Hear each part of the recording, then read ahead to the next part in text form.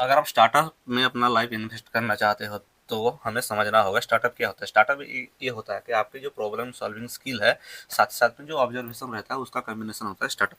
तो पहला पॉइंट हो गया सेटिस्फेक्शन। सेटिस्फेक्शन एक बहुत जेनरिक वर्ड है, क्योंकि सेटिस्फेक्शन करने की कोई एक डेफिनेशन नहीं होता। तो हमें मार्केट समझना होगा। मार्केट दो तरह से होता है, एक तो वैल्यू सेंसिटिव मार्केट, दूसरा हो गया प्राइस सेंसिटिव मार्केट। दो नंबर हो गया don't waste your time money and energy. तो हर एक सक्सेसफुल बिजनेस का एक ब्लूप्रिंट होता है, उस ब्लूप्रिंट को अगर हम फॉलो करेंगे तो हमारा टाइम मनी एनर्जी बच सकता है। तो क्या करना है, पहले मार्केट से रिसर्च करना है, देन अपने टारगेटेड कस्टमर का जो नीड है, वांट है, उसको समझना होगा। अगर आप वांट पे काम करेंगे तो आपकी जो कस्टमर है वो ज़्यादा पे करने के लिए तैयार होगा।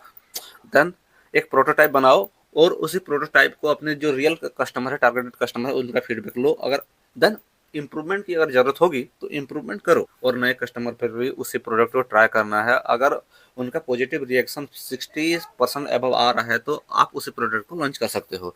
तीसरा नंबर हो गया अगर एग्जिस्टिंग मार्केट में कैसे जगह बनाना है। एग्जिस्टिंग मार्केट में अगर आपको जगह बनानी है तो प्रोटोटाइप रेडी है, मार्केट रेडी है, रिसर्च रेडी है, प्राइसिंग भी सेट है। तो हमें क्या करना है, बस कस्टमर की जो डिससेटिस्फेक्शन है उसको दूर करने की कोशिश करना है। और इसी के चक्कर में अगर एक प्रोडक्ट आप रेडी कर रहे हो तो आपकी जो मार्जिन है वो 10 या 15% नहीं होनी चाहिए। अगर 10 या 15% हो रहा है एक प्रोडक्ट मैन्युफैक्चर करने के बाद भी, तो उसी प्रोडक्ट को हमें लॉन्च नहीं करना है।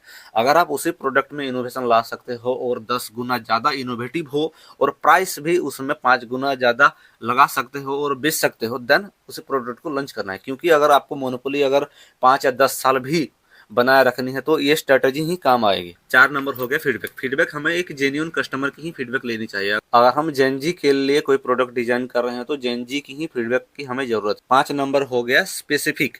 हमें टारगेटेड कस्टमर के लिए काम करनी चाहिए, ना कि जेनरिक। एक ऐसा ड्रेस बनाओ जो हर किसी के लिए फिट हो, वो कभी भी नहीं चलेगा। क्योंकि हम सेटिस्फेक्शन ही नहीं कर सकते अपने कस्टमर को, क्योंकि कस्टमर इतने भास्ट हैं और उनका ओपिनियन, उनका जो सोच है वो इतना ज़्यादा होगा कि हम किसी को भी सेटिस्फाई नहीं कर सकते।